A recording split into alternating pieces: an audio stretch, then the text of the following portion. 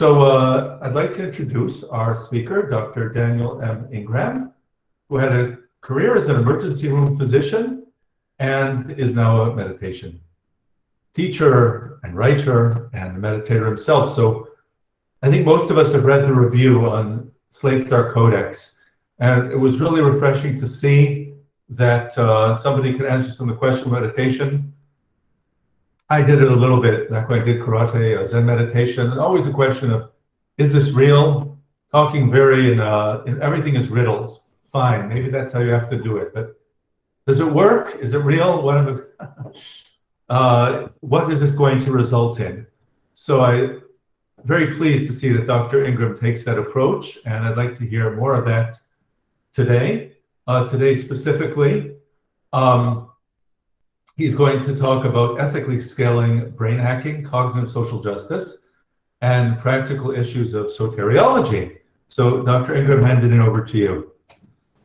Well, thank you so much for having me. It's delightful to be here. I join you from the rooftop of a parking deck outside of the Chattanooga Aquarium in beautiful Tennessee, where hopefully it will not rain too hard here on me. I can go under to a lower level if I need to. So today I'm going to be talking about issues near and dear to my heart, which may sound sort of strangely related, and it's clearly something of a clickbait, absurd title, and yet that is actually what I'm going to be talking about. So first off, starting with does meditation work? And the answer is a fortunate and unfortunate yes. And the reason it's unfortunate is that traditional practices were actually designed to lead to traditional effects, the vast majority of which, as described in the text, were not things that most people who got into meditation were either told about or expecting, or their teachers know particularly well, and certainly is stuff that the mainstream medical establishment essentially knows nothing about.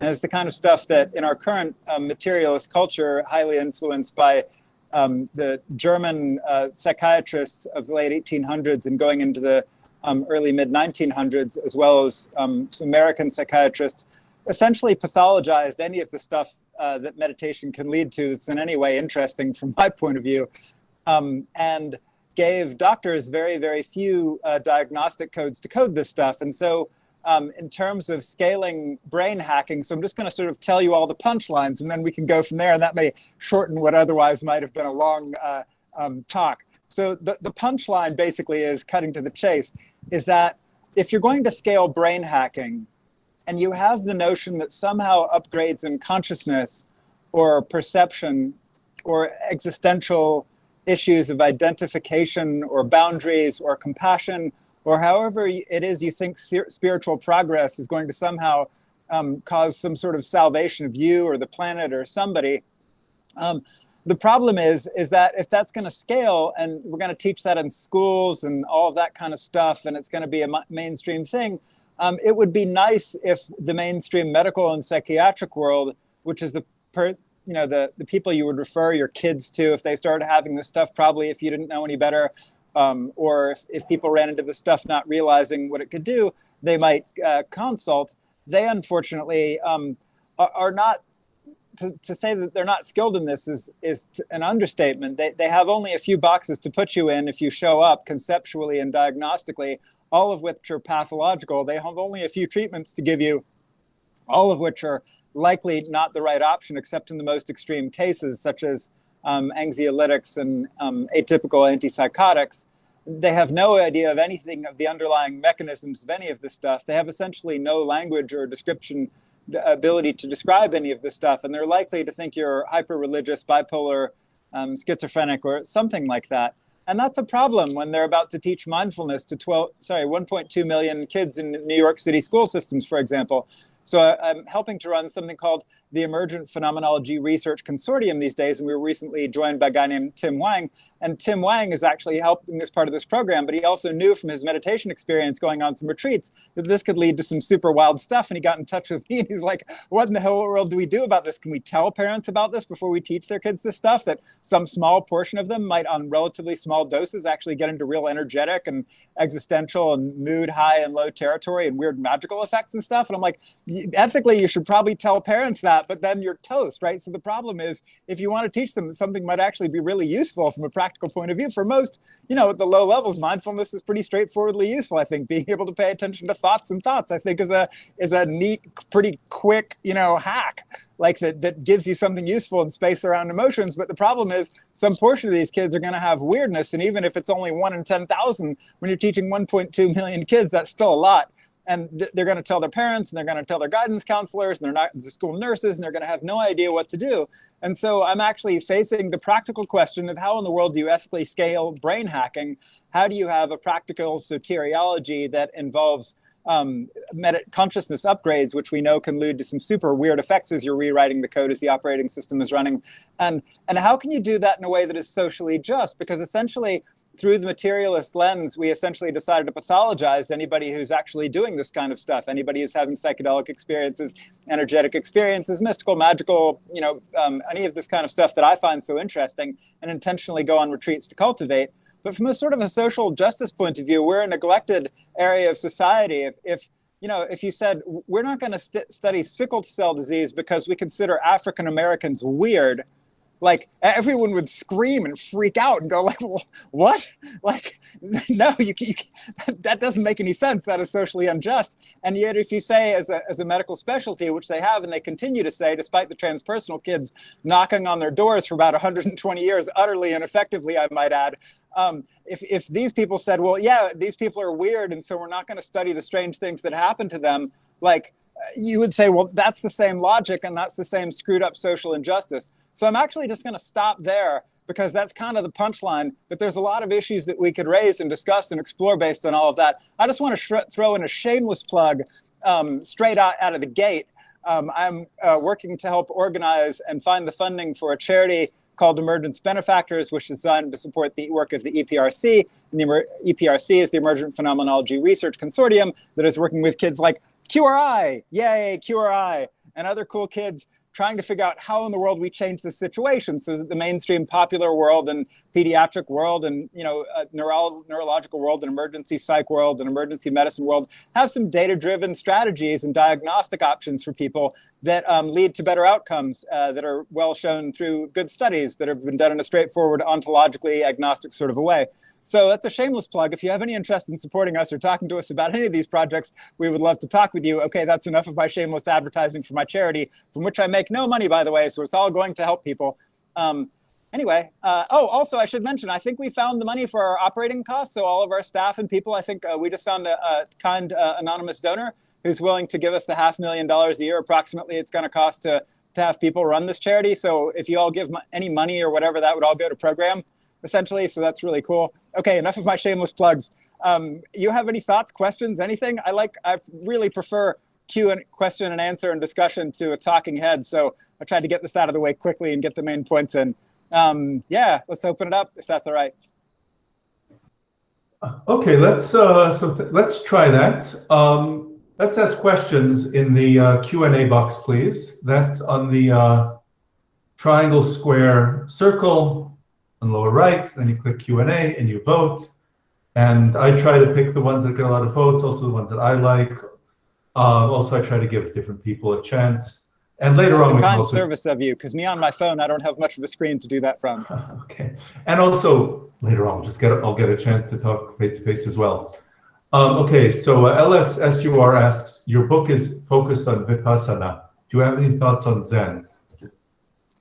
Yeah, so I did some little Zen retreats here and there, and I actually read a lot of Zen. So I've read all through Shobogenzo and Chino and a bunch of. Actually, I totally love the. There are a bunch of Zen comics that I actually really like, that I got a lot of good Zen stuff of, and read plenty of other things that are Zen related or from Zen. Actually, I just had a long conversation a few days ago with some guy who's a serious student of Zen and looking at original Chinese texts and things. He was actually incredibly frustrated with the current state of Zen translation and what had come to the West and the way it had come there, and how misunderstood the translators were. But anyway, because he was going back to the original Chinese. So Zen is also a very broad topic. So to say thoughts on Zen is kind of like saying thoughts on Christianity. Even within Zen, it's quite a diverse tradition. And so you've got four major strains, of which most people sort of come down to, Dogen versus Rinzai, essentially. But there's more to it. There's a whole Korean strains that, are totally in some ways their own thing, though related. And in theory, they all kind of trace themselves back sort of to similar patriarchs, and yet their techniques may be utterly different, even some of the language, the way they do stuff. So when someone says, any thoughts on Zen, it's kind of like, do you have any thoughts on Christianity, of which I have a lot. But it would be nice to focus it in. So maybe like focus it in. I could say a few sort of summary words. Like I can totally appreciate in some ways why they threw out all the maps and just tried to keep things sort of intuitive and mysterious. And my guess is that was the usual thing as a reaction to a culture that had gotten too intellectual, and wanted to really focus people on their experience and get people out of their heads. That said, I do have a general sense that for a lot of Westerners past a certain point, acquiring some sort of basic map theory and mature relationship to the maps, at least in their summary forms, can be helpful, though that's not true for everyone. And I would certainly not want to force that on anyone or anybody. So that's my general thoughts on maps. But do you have some specifics? And Zen? Yeah, a couple specifics. One is I'm interested in translating traditional Chinese literature, especially in this topic. So if I can get in touch with that guy, it'd be great. I'll connect you to Princess. Thank you very much. I'm wondering. Just send me an email, by the way. That's probably the easiest way to do that, because anything from this will likely be lost. So Daniel_Ingram at interactivebuddha.com is definitely the best email address. And just send me an email, and then I'll catch up with it. It might be a few days. I've been on vacation with my family, so I'm probably a few hundred emails behind. I'll just do that then. Thank you. Cool. Yeah, but I'll be happy to. I mean, I can answer specific questions as well. But if you're looking to connect with them, I can connect you with them that way. Okay, I see a lot of people have asked questions. That's great. Pedro Enrique de Daltequeros asks, thoughts on Dzogchen 2? Excuse my Yes, kind of thoughts on Dzogchen. So that's kind of like asking thoughts on Zen. So Dzogchen is actually also, as the way it comes to the West, is a very small tradition. Is the way it's actually presented in Tibet is actually a pretty big tradition, or even set of traditions, depending on which sort of strain and variant you're looking at it. But in terms of the way, like, I'll call it kind of pop Dzogchen, right? So like pop Western Dzogchen, right? Which I'll then do something that some Tibetan scholar would freak out about. But, due to the subtleties of definitions of emptiness and different ways they use the word shunyata or whatever, like just lumping it sort of together in with Mahamudra. When people ask me questions about this, I usually ask them a lot about like what strengths they already have and what they're wanting to do and what sort of personality style they have and what their general sort of, what they've tried, like what hasn't worked. Are they turning to Dzogchen, which usually would be thought of for the vast majority of people? It's a pretty late thing to do. Right, so in a traditional context, you usually have been given all kinds of other preliminaries that then Dzogchen would sort of take all of that foundational material and do something very non-dual and immediate and direct pointing you with it.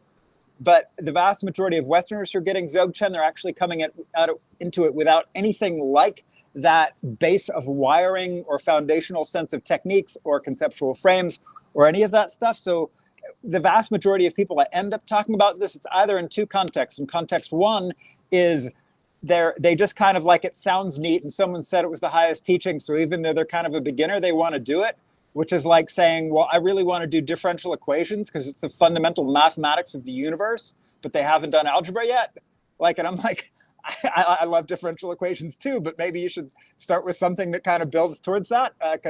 And then the other thing is, of people, actually it's really three contexts. And then there's the other one where people who've been doing this a lot of Dzogchen, and they've really noticed that focusing on kind of spacious stuff really helps them get some space around their thoughts, but then it didn't really go anywhere from that. And they were just like, yeah, there's a room and there's me and there's thoughts in it, which is sort of the punchline from a very ultimate point of view, but they don't have enough sort of technical other stuff to really appreciate why that's interesting. And so they've gotten frustrated. And then there's the third group, which is people who've totally fried themselves by weirdly contracted tight mind states, and they're getting all lost in their thoughts, and they, activated default mode networks, and they've totally forgotten space and perspective, in which case, God, yes, Dzogchen, like, or Sutta Mahamudra or something like that. Yeah, pick up Locke Kelly's, Shift into Freedom or something like that. One of these books that helps you get the kind of spatially perspective that Dzogchen is leading to, because you're going too far in some direction. But that was sort of a long, rambly answer to a question that may not have been any of those. Do you have specific thoughts on Dzogchen? You can speak Why you're asking the question? Go ahead, Pedro.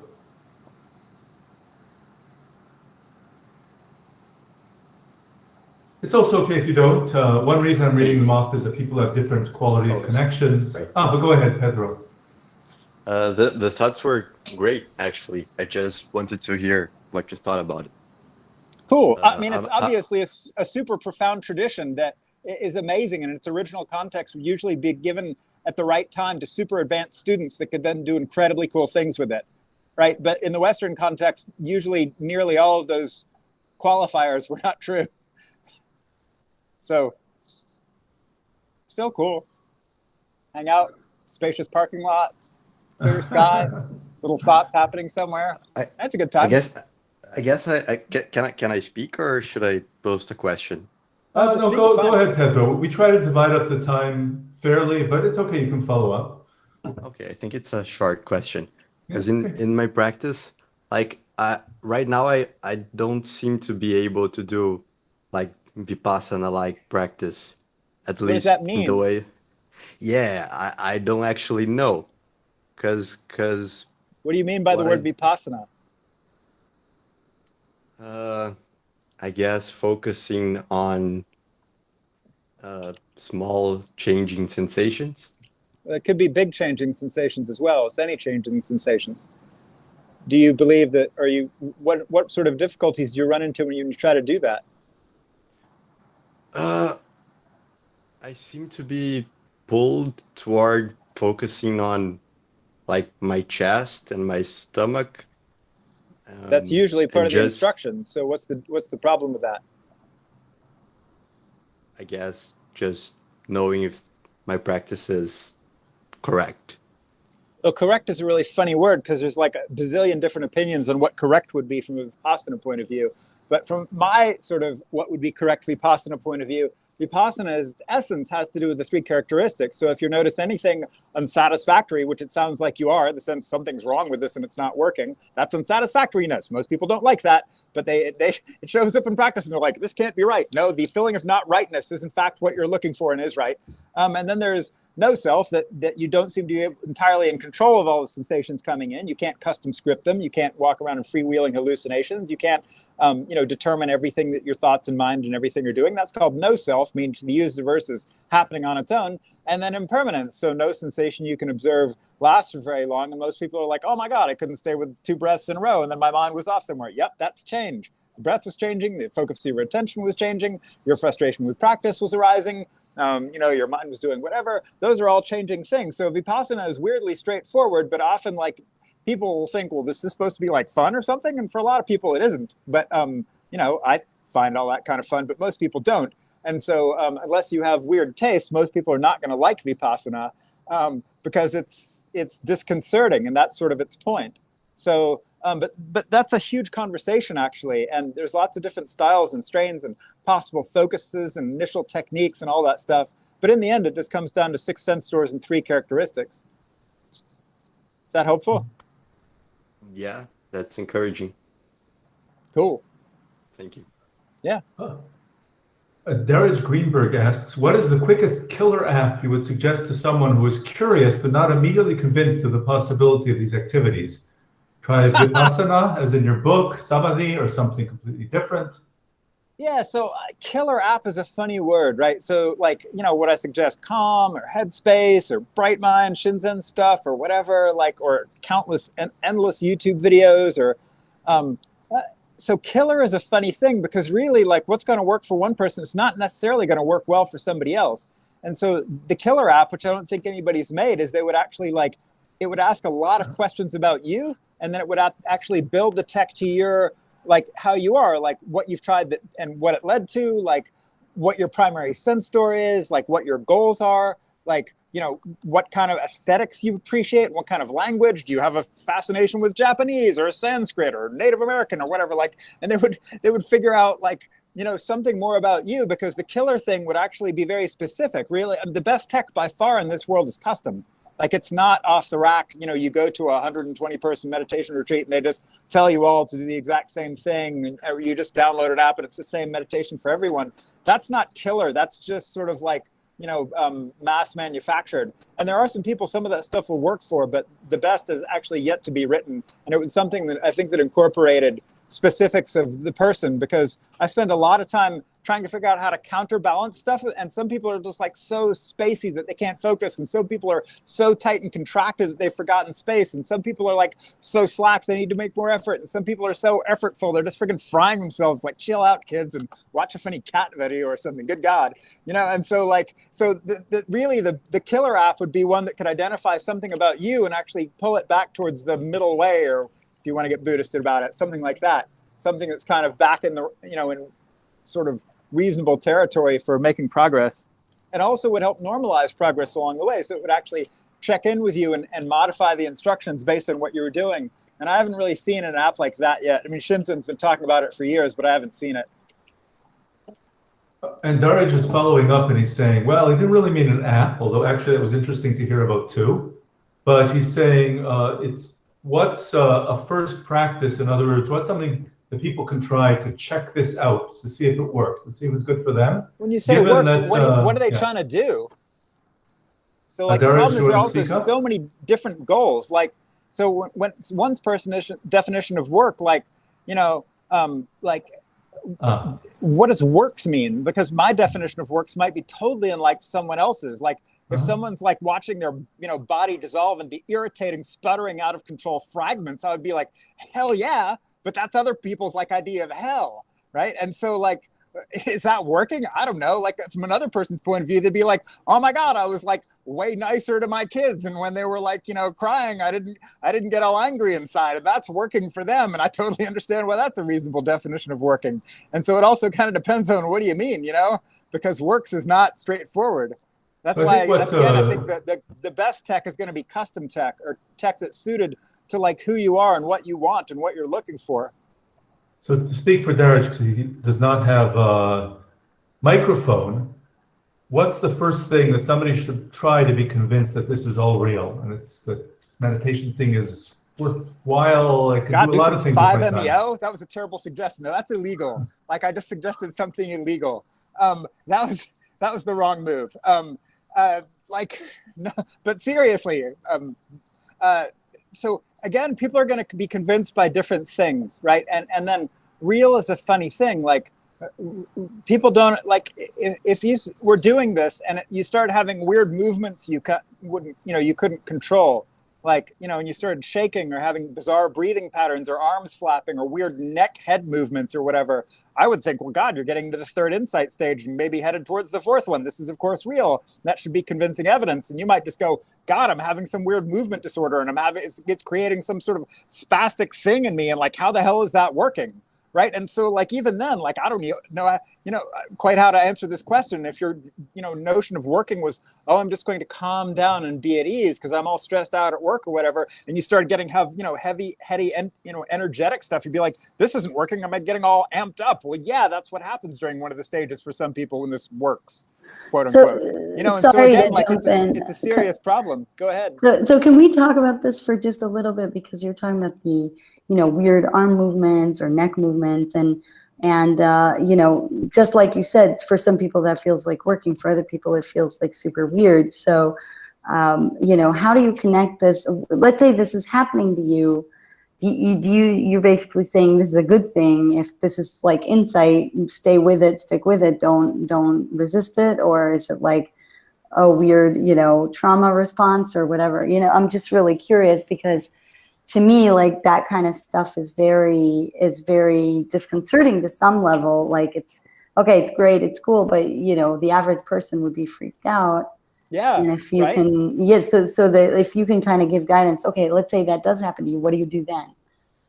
Well, actually, that's a big topic. And so, like, how to deal with Kriyas is actually, like, I could talk for half an hour or an hour. I mean, sometimes I literally talk, that's the whole, I mean, I might have a 2-hour conversation with someone about their weird, out of control Kriyas. Like, and I would What's the suggest word books. you're using? Sorry. Kriya. So kriyas are spontaneously meditative generated movements, and it might just be as subtle as like your attention seeming to interfere with the breath, so it feels kind of stuck or stopping, or like it's messing it up and it's becoming less natural, which is the beginning of the second stage, cause and effect, right? To something much more profound and incredibly bizarre, like really weird postures or uncontrollable vocalizations or spontaneous mudras or all kinds of bizarre tremors or weird stuff. And like how to handle all that, actually, like it's a big topic. I would actually, the quick answer is I would recommend a book called Internal Moving Healing by Robert Harry Hover. And I would also recommend just sort of checking out, chapter 30 of my book, which is free online at mctb.org. But sometimes it actually requires some custom tech, kind of depending on what's going on. So if you're getting like weird TMJ stuff, I actually would suggest one thing. And if you're getting like weird arm spasms or back asymmetries, I would suggest another thing. And it also kind of depends on, usually people by the time they come to me have tried stuff, and it's useful to know what has not worked so that I can kind of go in the other direction. So usually it's very rare that I get people who this started happening and the first thing they did was call me. Usually they've tried yoga and stretching and like muscle relaxers and a beer and God knows what else, like all kinds of other things and and stuff. Trauma like therapy. Yeah, well, trauma therapy, and that's actually, so that now we're getting into issues of sort of soteriology, like what saves you. We're also getting into ontology. And right, and so how much of this is that the body needed to shake to release some trauma like an animal does? How much of this sort of some sankara, as the Goenka kids would call it, some energy knotted center that needs to be broken up? How much of this would be explained by frameworks such as The Body Keeps the Score, which is a great book if you haven't read it, or Trauma Sensitive Mindfulness, which is based on it. So these are all obviously super cool books to try. And the thing is, everybody has just said now, bad stuff in meditation is trauma, right? So that's the new thing, right? So it's interesting. I kind of look at it, the Freudian's revenge. So Freudianism, which is all about childhood trauma, like kind of went out of fashion. And then it was all like, transactional analysis, and then CBT, and then mindfulness CBT, and all of a sudden, oops, trauma's back, which is Freud, right? So suddenly we're back to Freud, but with a sort of a bioenergetic physiological model. It's really cool to see how like these things spin out of, and Jung is going to be coming back next, I'm sure. I guess he already is back with internal family systems. But you get to see all these things kind of spun around for each new generation in language they can hear and understand. And but like the whole trauma thing, like it's really interesting to look at that. And sometimes there is sort of a clear trauma thing in the shaking, and sometimes there's nothing. I've had more weird ass shaking and muscle spasmy stuff that happened in my practice than I could shake a stick at. And some of it was really debilitating and super painful.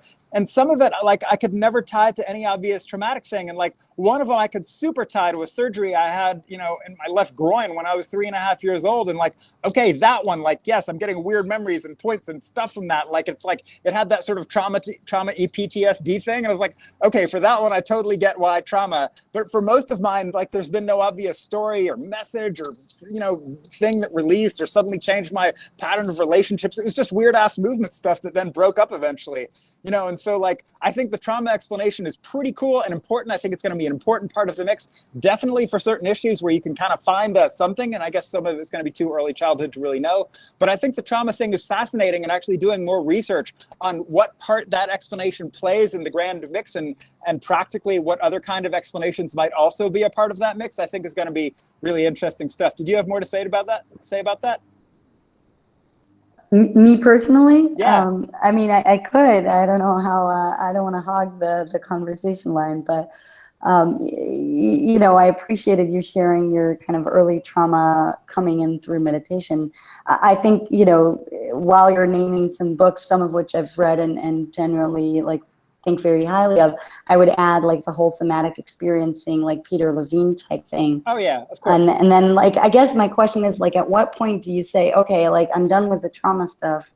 Now whatever's left is just like, it's just me making insights, or is it, or what? Like I'll go back and read chapter 30 again, but it's certainly challenging to draw that line and say, okay, do I just stick with it and wait till it passes, or do I just say, okay, let's back off and not rock the boat, And we don't have good science on that yet. And that's the thing I think we really need good science on, because those are crucial questions. And it also depends on what the practice alternative would be.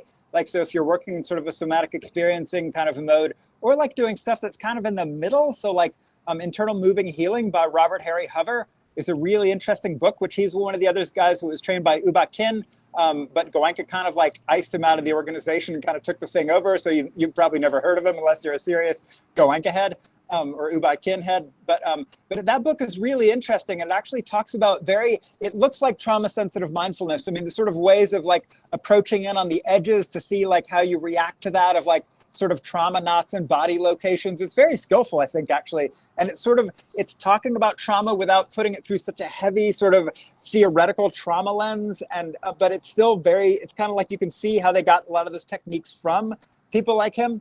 And so it's kind of a crossover because it's like half Vipassana, half trauma.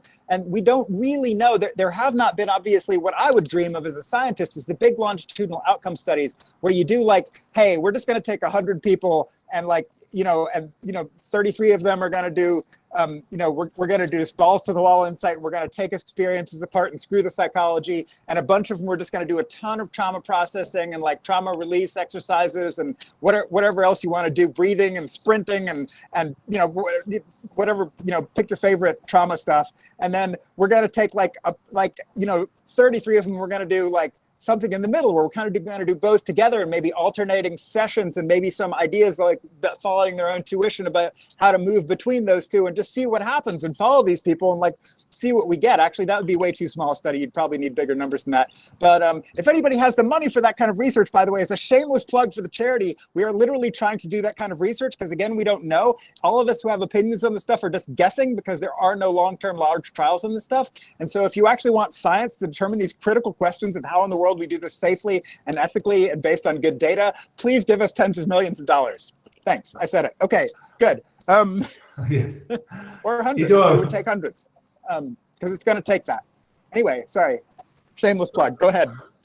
Richard Kemp asks, Buddhism emphasizes no self. Can you steelman the concept of self being used here? I lack an intuitive technical understanding of what the word means in this context. You mean self like with a big capital S or true self? Well, he said in quotes, Buddhism where the self the Buddhists no say self. don't exist. So, what is the self that does not exist?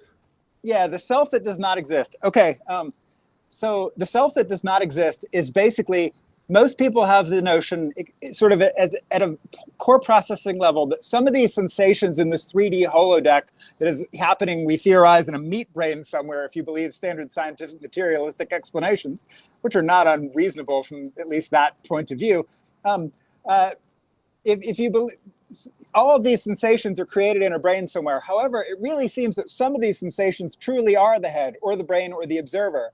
And these sensations appear to be permanent. They still appear to be us. They appear to be subject to a true past and a true future.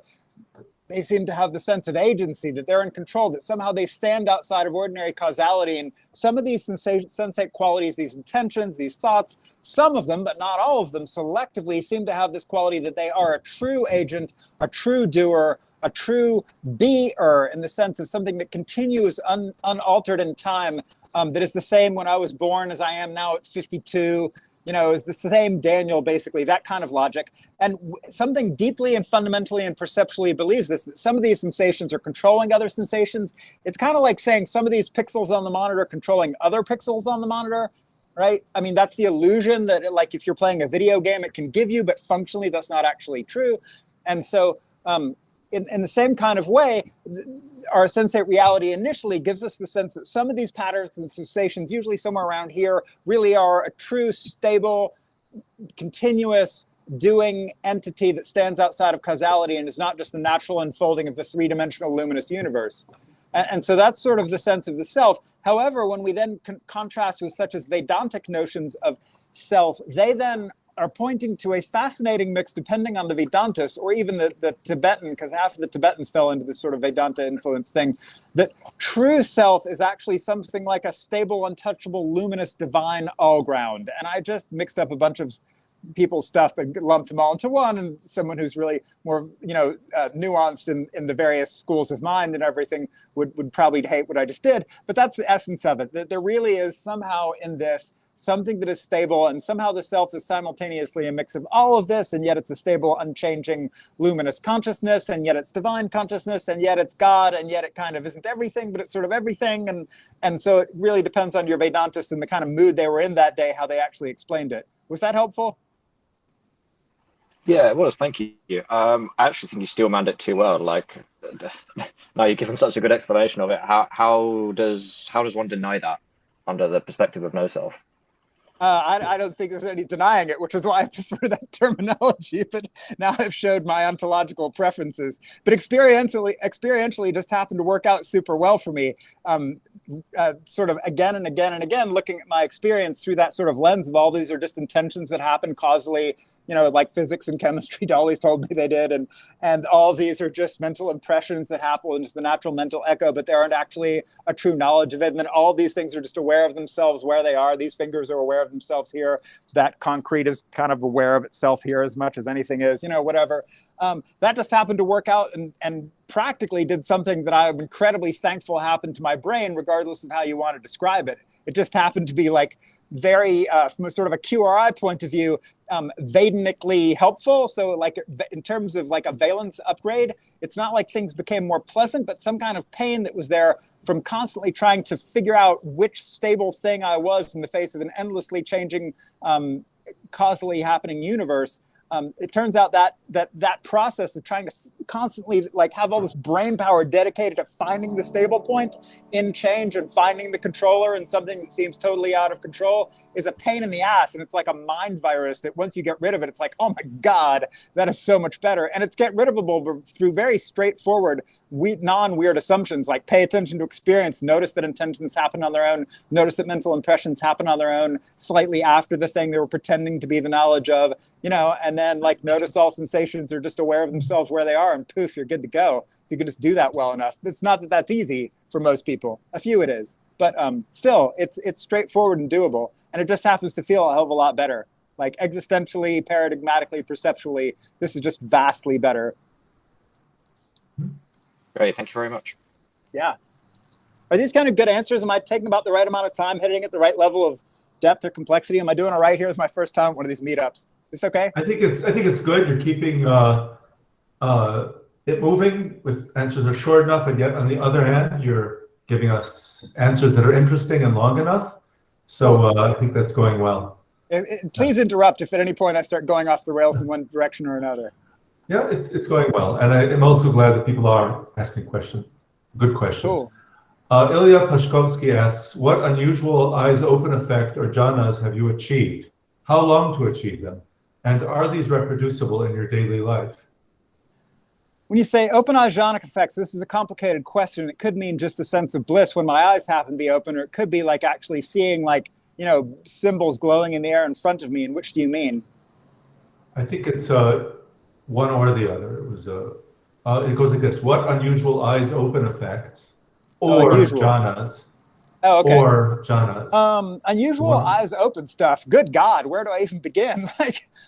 So for whatever reason, I've done, you know, like over 400 days of intensive retreat, and I'm a pretty wired dude. So when I am practice, I go for I just pour whatever personal power I have into practice, and that leads to some pretty wild effects. That's not necessarily a good idea, right? It's kind of like high-end mountain climbing. Like this can do some super bizarre stuff, mood-wise, perception-wise, paradigm-wise, and behavior-wise, right? So I don't necessarily recommend it unless you have a pretty high tolerance for weirdness. But if you're asking about the weird, like what kind of weirdness, like kaleidoscopic patterns in the air, and the sense of like, you know, entities showing up and interacting with them and hearing stuff and seeing stuff and seeing energies and manipulating energies and traveling out of body. I mean, that's pretty weird, right? I mean, the sense that when I was doing walking meditation, I like walked halfway out of my body and halfway through a wall before like I snapped back into my body because it recognized I was on the second floor, and I had this weird notion when I got to the other side of the wall I was going to fall into the parking deck because I was on the second story of the building. It doesn't make any sense, right? Astral bodies aren't subjected to the normal laws of gravity, but whatever, the mind's not a rational thing sometimes in the face of the weird.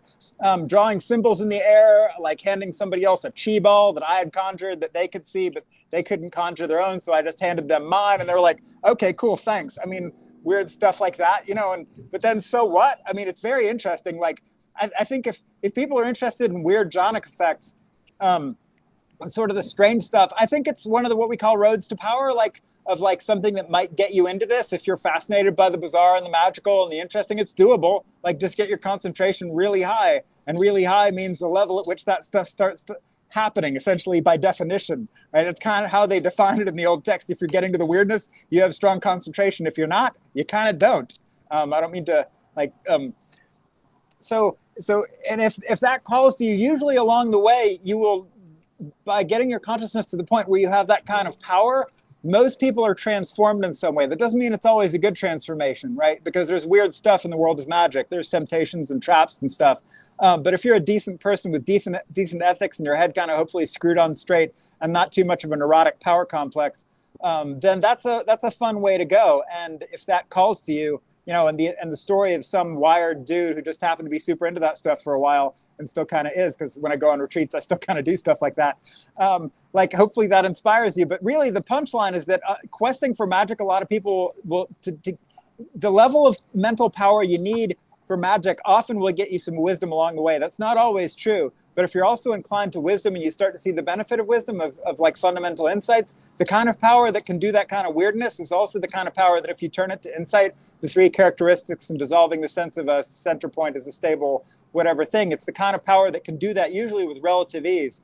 And so, as a road to power, it's a pretty good one, but just realize the obvious traps. Like, some people can just get endlessly fascinated by that crap, cool stuff. Or, and then get a real ego complex around it. And it's not that it isn't cool, right? I mean, it's fun and it's cool and it's cool to talk about, oh, I'm Daniel and I do all this stuff. But also realize it's just like, I saw colors and so what?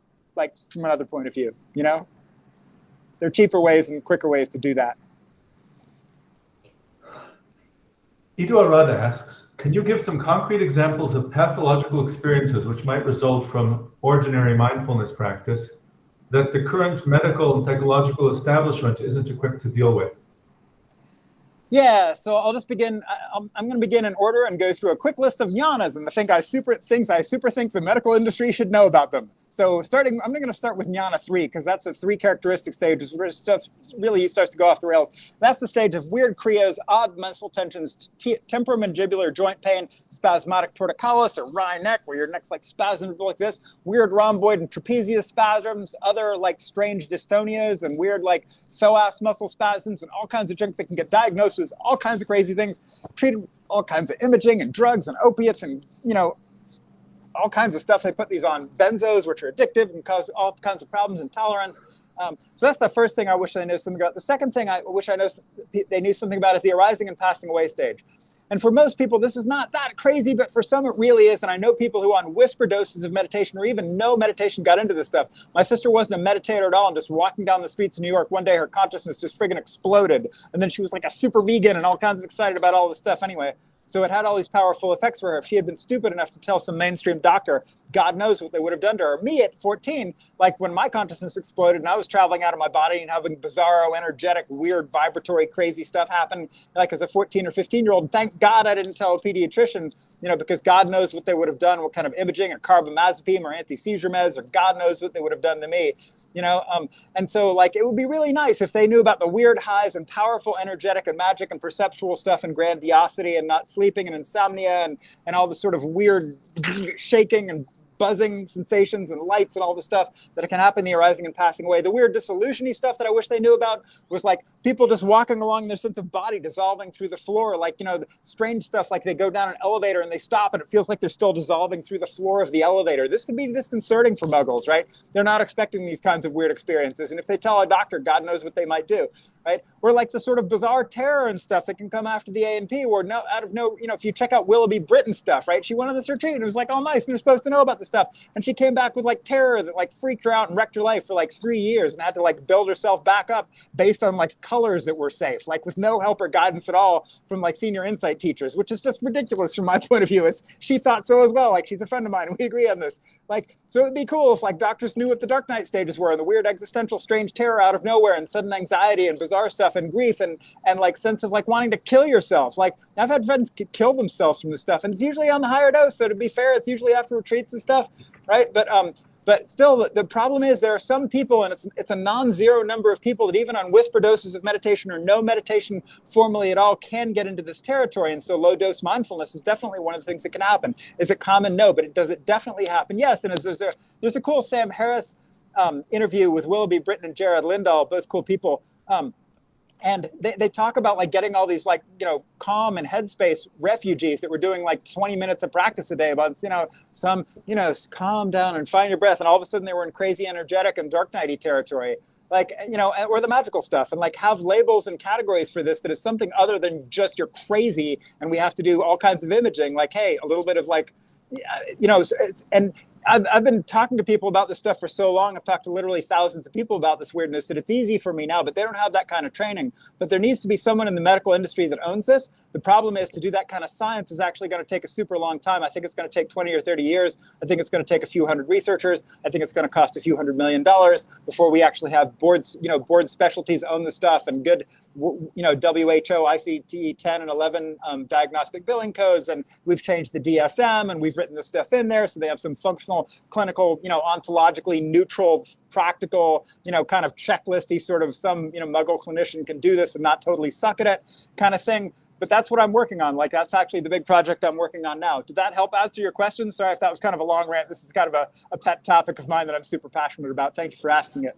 Well, so sorry, I keep coming up again on this thing, but I think this is like super important because you're talking about stuff that even like I've even had mindfulness teachers freak out when you tell them this. And like, I was like, I read your book and I was like, God, I think I've been in the dark night. And my teacher was like, no, you've never been to a retreat in your life. There's no way you're in dark night territory. And I was they're like, just wrong. I'm pretty sure hundreds of examples and I know they are wrong.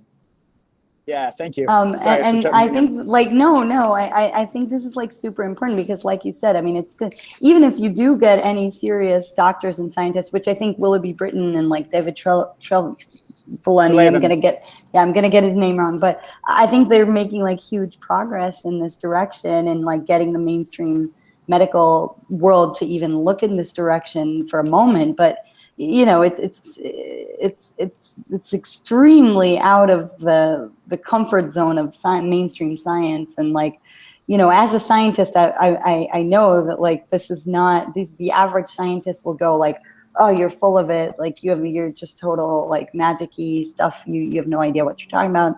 And so just even to get that like little bit of conversation going is huge, right? Just even foot in the door kind of stuff. I totally agree. And by the way, if you want to talk about like whatever happened to you, like just email me and make a time. Like I do this for free. I don't even take donations for it. It's just part of what I do. It's my service, giving back for the people who were kind enough to help me when I was going through this weird stuff for free. And so it's just like, yeah, let's talk because I think it is important. And it sounds like you've got some experience. There's a there. It'd be great to meet and just say hey. And it's true of everybody else, by the way. Yeah, like just, reach out, say hello. Can you say the email you prefer one more time?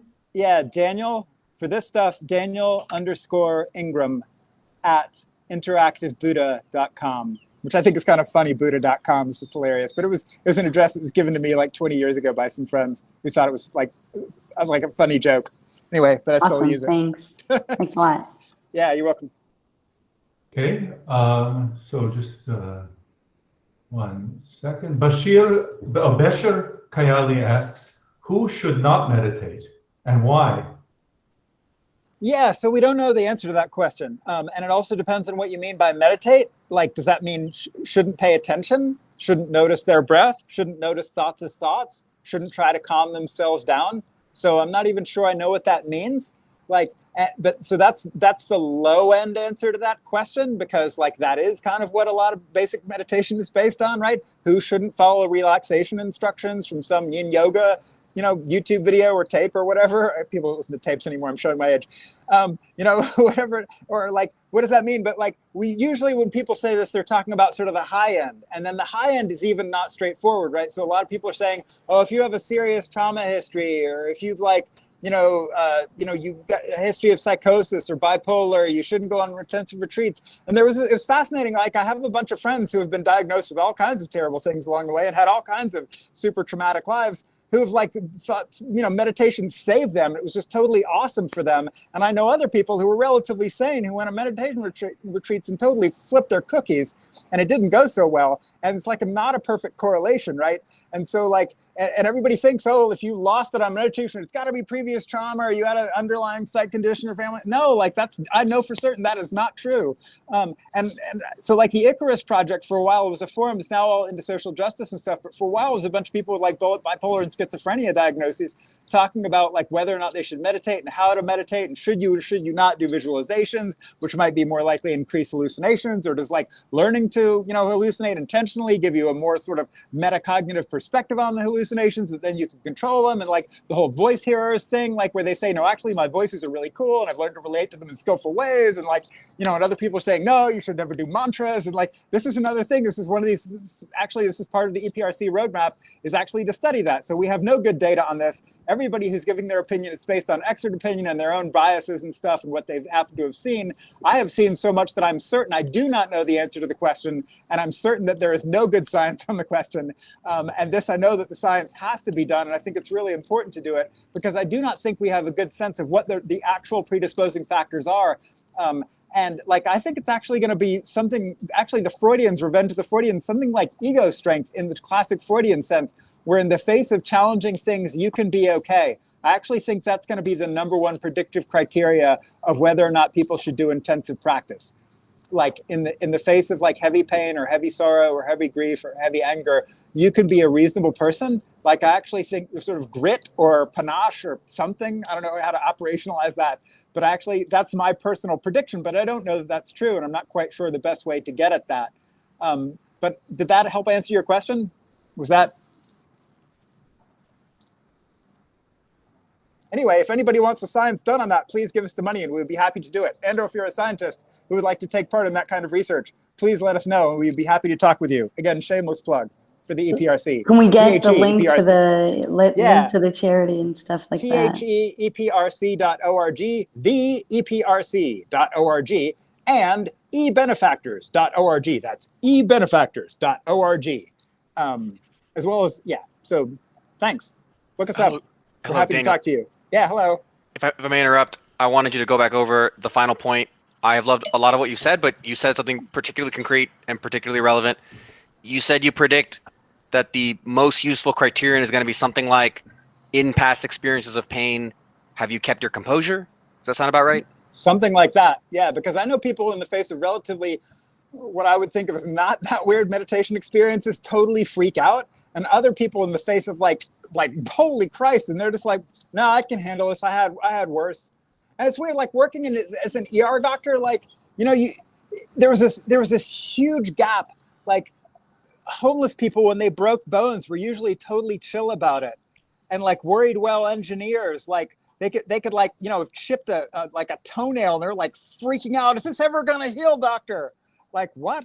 Really? Like, and so like, I think that whatever that spectrum is, however you define that, like, I know people who are like, yeah, my world has been dissolving for 2 days, and last night it felt like I was raped by a demon for 3 hours, but I mean, it's just Thursday or whatever, and they're like, and other people, so like you get this, there's this, and that doesn't mean that some people might not be dissociating or pushing it down or repressing or something like that.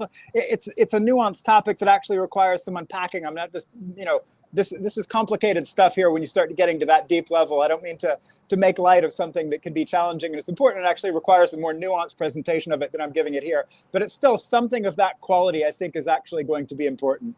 And like, actually, when we do fire casino retreats, like, if people have not been in an intensive retreat, like an intense magical visualization fire casino retreat, I ask, like, how do you handle psychedelics, and what doses have you done? Were they really big? And how were you behaving? And would the people around you feel safe in your presence, when you were becoming a jaguar or whatever?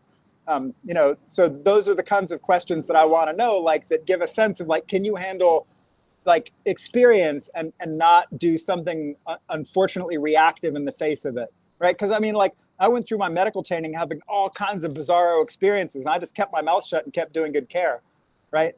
And so, like, and other people can't do that very well. And so I think that's a critical skill. But then there's also the question of context. Like, if you put somebody in a renunciate context, right? Maybe them going weird for days is okay because they don't have any responsibilities. They don't have kids to get to school. They don't have aging parents to take care of. They're not trying to pay their mortgage or like, drive on a freeway or whatever. And so like a lot of this is kind of context dependent in terms of like what people might, have a safe space in which they can learn to tolerate the strange and have some reactions and go through some screaming or whatever, some projecting or whatever they need to do onto their guru or whatever to get it out of their system and sort of grow up a little bit. Sorry, that was also kind of judgmental. I apologize. Anyway, but you hear what I'm saying. Is that helpful? Yes, very much. Thank you for allowing me to interject. Yeah, sure. Nicholas Posner asks, how might antinomian Buddhisms, such as Vajrayana, be explored civilly in public settings? Be explored civilly in public settings. Wow. Okay, like when you the images that just came to mind, I was thinking of like people in a park doing like, sort of high partner tantra or whatever. And I'm like, there are probably places in the world where you could do that. But like maybe a little more background to the question so I kind of know what you mean specifically, or a little more like rubber meets the road of it for me, right? Because obviously when you, yeah. Yes, so I'm not a practitioner. I've just been mostly coming to this from the outside in scholarship. But in what I've seen of this, mostly through reading Vajrayana and a bit of Chapman, is that so much of this seems like trying to... Chapman is funny. He is funny. Well, I first got into it. Now I'm trying to...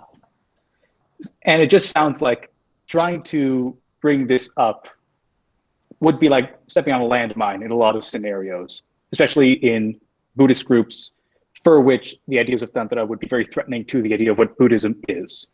So I guess my question would be, how can these antinomian concepts be introduced or discussed in Buddhist, or even not in Buddhist, but in meditative or mindful scenarios without freaking everybody out? Yeah, so Vajrayana is a really complicated, huge topic, and actually that could be a very, very long discussion. I will attempt some ridiculously superficial answer that still, through the extremes it's about to take, will attempt to do something like, when someone, to give Vajrayana its due, a lot of it is not that weird, right? A lot of it is just a straightforward visualization exercise where you might visualize a clear light coming into a symbol in your body and like some, energy of compassion washing down through your head that was poured in by some goddess. And it's not that weird. And it wouldn't be that much different from plenty of yin yoga things or other visualization meditations or other stuff you might have done or read or seen. It's not that bizarre. Like at the far end, obviously it gets into the realm of like, sex and eating feces and possibly violence and all kinds of pretty extreme stuff. But the vast majority of it is not that, has never really sort of been that, and functionally, most of the time isn't that. So the Vajrayana, like, I also should be fair, like my Vajrayana friends who have like lineage transmissions and have studied this for decades, and like, I'm not really quite the right person to do any treatment of it justice. That said, like Vajrayana, as it gets sort of sensationalized or kind of made extreme. So like David Chapman, one of his favorite techniques is to make things kind of extreme or to artificially dichotomize things in ways that are very polarized. Or he's very much a journalist that is trying to get you to read things and to kind of think hard and be captivated. And I appreciate that style, but realize it's something of a sensationalized journalistic style, right? Which is intentional, and he admits that. So if you're looking at it scholastically, the vast majority of it isn't the wild stuff, thank God, because that, there are very few contexts in which that's gonna work, and very few people, honestly, that stuff is appropriate for, to be fair. Like most people think, oh, of course, like it's the highest teachings, I'm gonna go do Vajrayana and find a Vajra master and I'll do his advanced practices. Like, no, for most people, that's kind of a terrible idea, I think. But most of it isn't that. Most of it is gonna be something way more down to earth. So for example, if you pick up a basic book like Lama Yeshe's Introduction to Tantra, like it's Vipassana, it's very straightforward stuff. Or even the stuff Trungpa talks about, most of it is talking kind of mid-grade. Like if you're reading, like a Journey Without the Goal or some of these or even if you're reading like Reggie Ray's Secrets of the Vajra World, it's not that extreme. Was that helpful? Yeah. Very much so. Thank you. Enrique Chu asks, I'm starting psychiatry residency in a few weeks. Any advice on how to start convincing the medical and psychiatric community around me that emergent phenomenology and exploration of qualia is important? Can it be done from the inside? Yeah, that's what we're trying to do, actually. So we have a bunch of psychiatrists on our team. And actually, if you want to be part of the research and want to be part of that revolution, literally just look me up and send me an email, and I would love to talk to you, because we need a few hundred more people in the army. I don't mean to needlessly make this a war, but it is something of a culture war and an academic war. So, okay, fine. The gloves are already thrown down. They know about us. We know about them. It's okay. And but if you want an interesting place to start, I would start with reading Brian Spittle's, Spittles, 2018 PhD thesis, which I think is called Psychosis and Spirituality.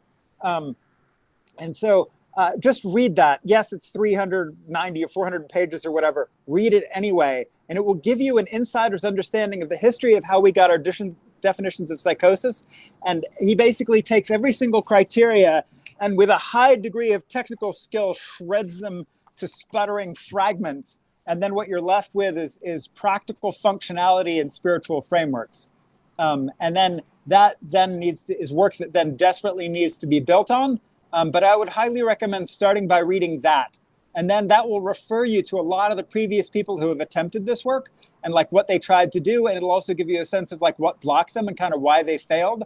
And then that'll give you a sense of what might actually be required to succeed, which is what the EPRC project, again, is all about. Shameless plug. So, but that actually probably should be a whole conversation rather than me just derailing this with an endless topic of the strategies we have, like that we're going to use to attempt to make that change. You could read our white paper at theeprc.org. Good. I'll also share these URLs afterwards when I send out the video in Substack.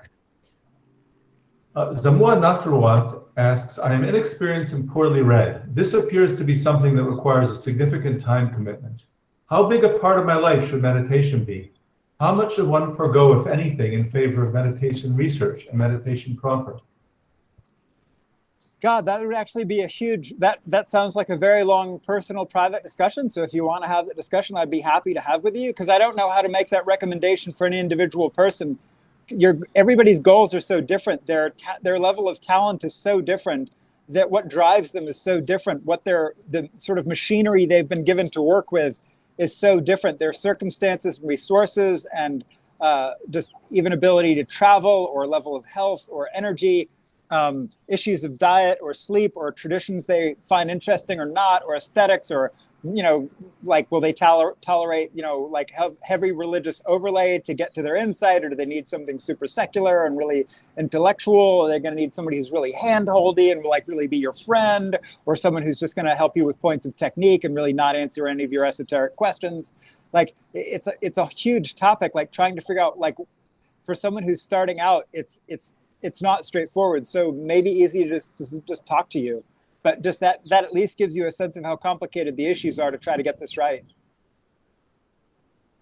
Thank you, Daniel. Yeah. S. Rayhawk asks, I read about a practice like looking backwards at the looker that's supposed to give some of the benefits of moderate practice early without a lot of training, and it's supposed to have lower risks. How does it relate to your technical problem of producing meditation practice benefits at scale? Yeah, so actually this is a big one. And so I actually think the vast majority, I actually very into something called Vipassana jhana theory. And Vipassana jhana theory came out of the likes of Sayadaw U Pandita and Bill Hamilton and Kenneth Folk and myself and some other people who played around with looking at this. And it's basically considering the natural sort of embryology or evolution of attention as it develops. And we believe it actually takes on specific sort of shapes and phases and pulses that relate to the concepts of the jhanas, but there's actually more phenomenology we can add to that.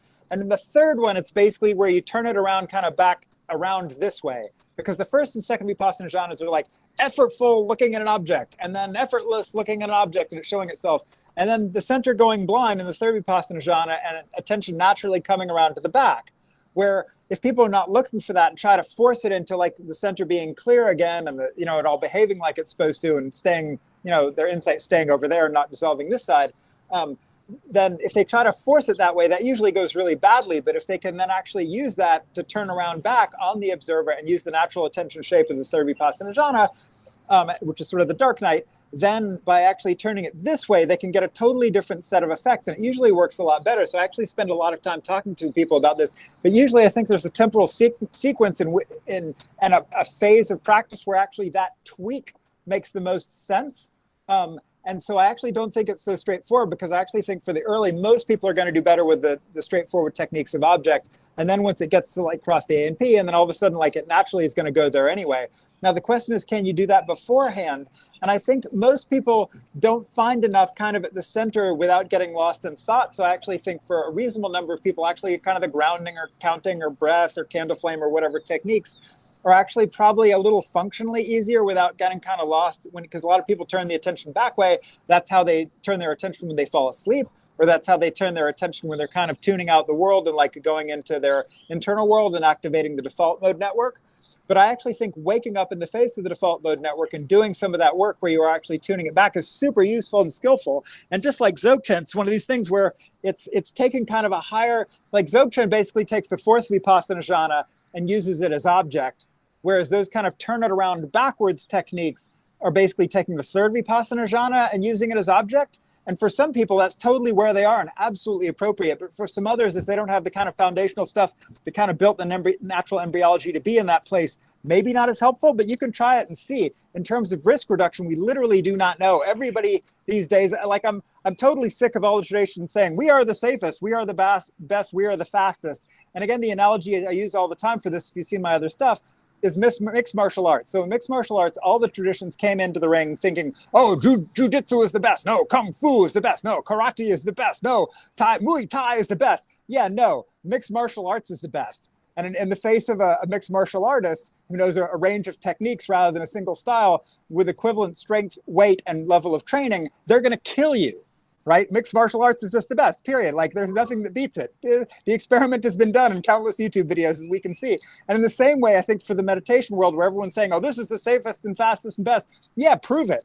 Like, let's go. Like, so actually we need about $50 million for the Emergence Research Center, where we're going to like image all these people and do all the phenomenology and the wet lab stuff and the epigenetics and the careful qualitative analysis. And we want to put all the, have all the traditions come and practice and do what they do. And let's have the resources to follow them up longitudinally going forward and see which really is the best, which is the fastest, what effects do they actually lead to, who has the best, safety to risk profiles, or what are the various safety to risk profiles, and where does everybody fall on that sort of safety to risk to speed grid, right? Which is really kind of 3 dimensions, which may be sort of independent of each other. And then hopefully, given that kind of real world data of actually trialing these things, then people can go into this kind of making their own decisions with risk, benefits, and alternatives already, then well explained by that point, by actual data that shows, hey, like this has a high risk but high rate of return, and this one's like really safe but maybe kind of slow, and this one's actually pretty fast but kind of not that interesting, and this one just makes people super nice and functional, and yeah, they don't get all the weird stuff, but so what, they end up really nice, good people, right? And so like that's the kind of data we need, and a lot of traditions are saying this, but none of them can prove it. And so let's actually do the science, because if we're going to be basing our own practices or public policy or God knows the salvation of the planet, that's the practical soteriology. Right, practical soteriology is like, how in the world do we actually keep a bunch of greedy, crazy humans with nuclear weapons and biological lab capabilities and stuff from killing each other? Like maybe we should know which of these techniques that a lot of us are banking on, like to save the planet, actually work in a timely way and in a safe way that don't make for crazy people. And so like that's the kind of data and science we need. Yet again, another shameless plug for the EPRC. Thank you for the assist. Is that a helpful answer? Good. So it's been about an hour and 15. So let's just take a couple more questions, and then we can still continue. We'll go to the video rooms. FIFA Ruiz asks, any thoughts on meditating for people diagnosed with ADHD? Any advice specific to them?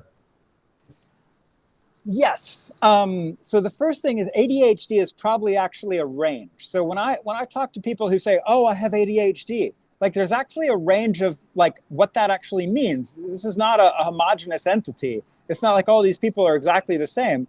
And some of them may be like a little bit on some sort of autism spectrum, and some of them may just be super bored in class because they're way too smart for their grade, and some of them may just have some behavioral control issues. And so, so like some of them, may be reacting to really stressful situations and may not have good emotional coping skills. And some of them may just be forced to things they find utterly uninteresting when really they're an artist and they want to be painting and they couldn't care less about math, and that's who they're going to be. And like that, I don't know. So like, and so ADHD is not a straightforward topic. So again, I would actually like to ask, like, what is your ADHD? What does it actually mean for you? Like, what are your primary symptoms? What does it look like? If you've actually tried to meditate with various techniques, what then happens? And what does your mind do? And what do you find yourself inclining towards? Like, what do you naturally find yourself paying attention to? Like, what sense store? Do you like listening to music, or do you like doing visual stuff? Or like, are you really physical? Like, which of those are usually the big three in terms of sense modalities? And I generally recommend people leading through strength. And so like picking the sense modality that is really interesting and strong for you, and actually working with that one first to gain some like sense of confidence and experience and ability with like the object that you're naturally going to be kind of strongest in. So those are some of the things that I think about. And there's so many meditation techniques out there. I mean, it's such an incredibly wide range, from internal mantras to like very physical movement, motion-based meditations, to like just calming down and relaxing and not really paying attention to anything and letting the mind drift into archetypal, internal realms of imagination and the imaginal world. I mean, and so like, what is good meditation? It's really a huge question. Again, that's a person I would actually it would be a long conversation with. And I know I keep giving that answer, but everybody wants these like, oh, just like this is how somebody with ADHD should meditate. I don't think it's that easy. And I think that's what's wrong with most meditation traditions and advice, is they just have kind of like one or two tricks, or like a few tricks, and they have a standard sequence in which they present people with those tricks, and they think they're the best tricks, when really it's a huge, huge range and topic. And it's not easy to do this without some real listening and thinking about the person and who they are and what they want and what they've already tried and worked and hasn't. Okay. Anything specific about what ADHD means for this person? That's me. Can you hear me? Yeah. Yes. Yeah. So it's interesting that you say that it's not something very distinctly discrete, like it's a single thing. Because I got diagnosed really following up on one article from Scott that really makes that same point, that it's just they're on some gradient, more ADD or not. But yeah, for me, it's just, I think just when meditating, what I notice is just like it's an explosion of thoughts. For me, I'm always thinking all of the time. Yeah, so is everybody else. Yeah. And that also may be expectations, right? So it may be your expectation. You may be working with a model where you're supposed to stop thinking in meditation or something. So it may not be your ADHD. It may be your model. Right. And then there are various techniques. Some relate to like thinking of thoughts as like a great object. And some think of like a thought stream as like a terrible object. And some think, oh, you should really, in order to get anywhere in this style of meditation, you have to quiet your thoughts down or stop them or whatever. And other styles are like, you can think as much as you friggin' want. And some styles even use thinking like as a tool, like noting is actually turning fast. Noting is turning thoughts as like using the power of that to then deconstruct reality. And then some other techniques might even use the content of thought from sort of an archetypal meditative point of view or an imaginal point of view, right? And so that kind of, so again, like fast thoughts isn't necessarily a problem, but it may depend on expectation, style, technique, and all of those. Right, yeah. Is there any way, like, how do I figure that out? Like, just how do I find a style that suits me, or any like hint of where to look here? God, so again, like I hate keeping saying this, like, but it's really, I hate giving like just one word advice to people I don't know, or a few sentences, right? I mean, sometimes I can shoot from the hip. The ER doctor and me can kind of say some quick stuff, but like,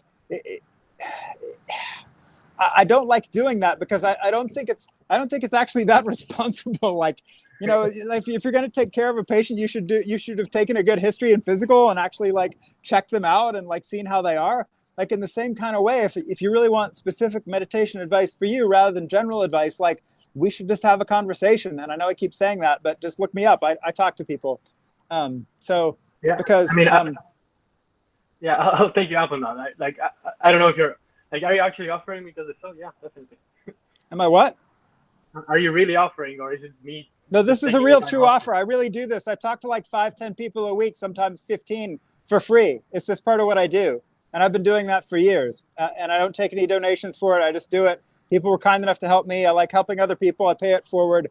And hopefully this world will be a little bit better, and we'll have a few better meditators that have hopefully a little bit better tech and a little bit better support. But I'm not looking to be anybody's teacher. So usually these are one-off conversations. I usually try to plug people into my network and find other people that kind of are interested in whatever they end up being interested in, and refer people around, and try to get people then to, go looking somewhere else, because I'm not trying to be anybody's long-term teacher if I can help it generally. But yeah, I appreciate it. I'll hit you up then. Thank you. Yeah, so it is a true offer. I'm not just saying that, oh, just stop by anytime. No, I really do mean actually, like, send me an email. We'll have to schedule it, right? Because I'm busy. I got a lot going on. So it might be in a few weeks, unless you're in like a super crisis or something, in which case I sometimes make exceptions. But yeah, like the second week in July, actually, is going to be weirdly good for me. Okay, yeah, that'll work. Yeah, I'll email you. Thank you so much. Yeah. So now is a chance for everybody to unmute at long last and applaud. Thank you very much. Is this all right? This looks pretty cool. So let's continue in some Jitsi rooms. So you see that there's a link here.